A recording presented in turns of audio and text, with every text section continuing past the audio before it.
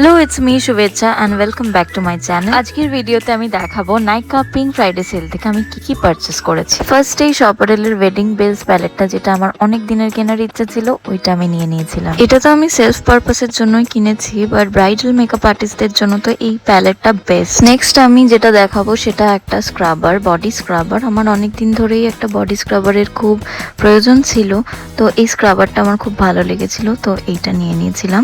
Use করে definitely review দেবো যে কেমন। নেক্সট আমি নিয়েছিলাম ভিটামিন সি এনরিচড একটা শীট মাস্ক। দেখা যাক এটা ইউজ করে। অলরেডি আমি একটা আন্ডার আই ক্রিম ইউজ করছি, তো এইটা আমাকে একজন সাজেস্ট করেছে বিকজ আমার আন্ডার আইতে একটা ডেপথ আছে বলে। অনেকদিন ধরেই আমার বি বডি ওয়াইজের শাওয়ার জেলটা ইউজ করার ইচ্ছা ছিল, তো এইবার সেলে অনেকটাই কম পেয়েছি বলে নিয়ে নিয়েছি। এটা আমার যে স্কিন টাইপটা সেটার জন্য তো একদম খুব ভালো সুইটেবল একটা প্রোডাক্ট। আশা তো করছি রেজাল্টস ভালোই পাবো, এবার দেখা যাক কি হয়। ইউজুয়ালি আমি স্কিনের জন্য কোনো টোনার বা ফেস মিস্ট ইউজ করি না, কিন্তু এটা আমার রিভিউ পড়ে মনে হলো খুব ভালো আমার ড্রাই স্কিনের জন্য, তো এইটা আমি নিয়ে নিয়েছিলাম ফ্রম পিলগ্রিম। নেক্সট হচ্ছে মিনিমালিস্টের একটা সানস্ক্রিন। এখন আমি অলরেডি ফক্সটেলের একটা ইউজ করছি, বাট সামহাও আমার স্কিনে স্যুট করছে না ওটা।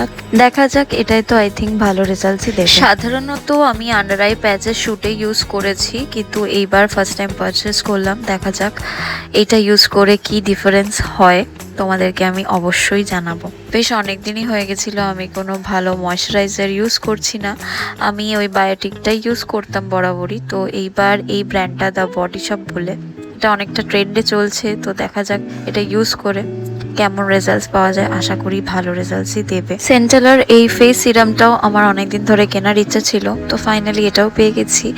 আর এটা তো ইউজ করার জন্য আমি খুব বেশি এক্সাইটেড। দেখা যাক, কারণ এটাও একটা high end skin care brand, তো দেখা যাক। এতদিন তো বিশেষ হাই এন্ড কিছু ইউজ করতাম না ফর স্কিন, বাট এখন যেহেতু বয়সটা বাড়ছে, সেলের কেনা যখন সবকিছুই দেখাচ্ছি, তো এই সাবানটাও কি দোষ করলো, এটাও আমি নিয়ে নিয়েছিলাম। আমার most awaited unboxing, most awaited কিন্তু মোস্ট ডিসঅ্যাপয়েন্টিং। আমার তো হুডা বিউটিরটা নেওয়ার ইচ্ছা ছিল, কিন্তু হুডা বিউটির নতুনটা যেটা বেরিয়েছে সেটা অলরেডি আউট অফ স্টক ছিল, তো এটাই আমাকে নিতে হয়েছে। বাট দাম অনুযায়ী কাজটা বিশেষ কিছু নয়। আমার অল টাইম ফেভারিট ম্যাকের শেড মেহের, এটাও রিস্টক করে নিয়েছিলাম।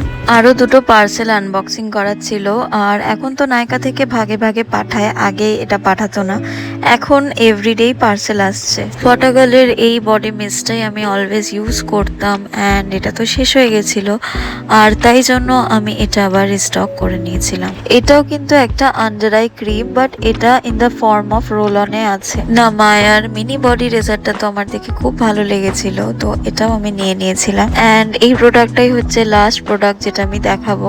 আরেকটা আমি মিনি হেয়ার ব্রাশ অর্ডার দিয়েছিলাম, যেটা এখনো আসেনি। ফ্লিকার এই ময়শ্চারাইজারটা তো আমার এখন কারেন্ট ফেভারিট ফর মেকআপ। খুব ভালো প্রোডাক্ট এটা ফর ড্রাই স্কিন, আর সামনে তো উইন্টার আসছেই, তো তার জন্য এটা আমি রিস্টক করে নিয়েছিলাম। So yeah, that's it for today. আবার দেখা হবে অন্য কোনো ভিডিওতে।